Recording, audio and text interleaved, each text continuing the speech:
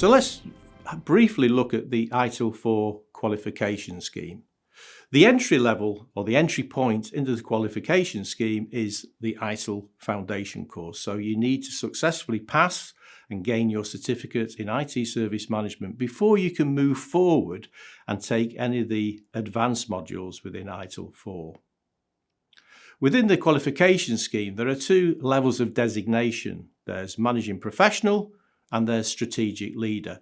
Managing professional is really aimed at those in a practitioner role that wish to advance their knowledge and understanding of ITIL.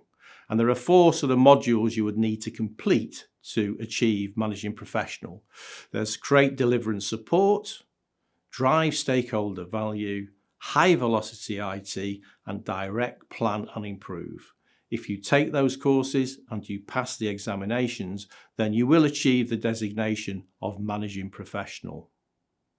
The qualification scheme also recognises that actually, alongside practitioners, leaders and managers need to understand and expand their understanding and knowledge of ITIL.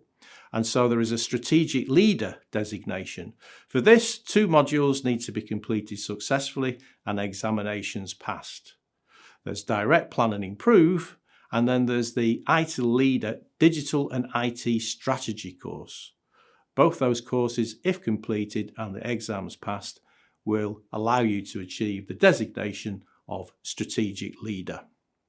The final part of the qualification scheme is ITIL Master. Now, at the moment, there's not a lot of information available as to when ITIL Master will become available for students to complete.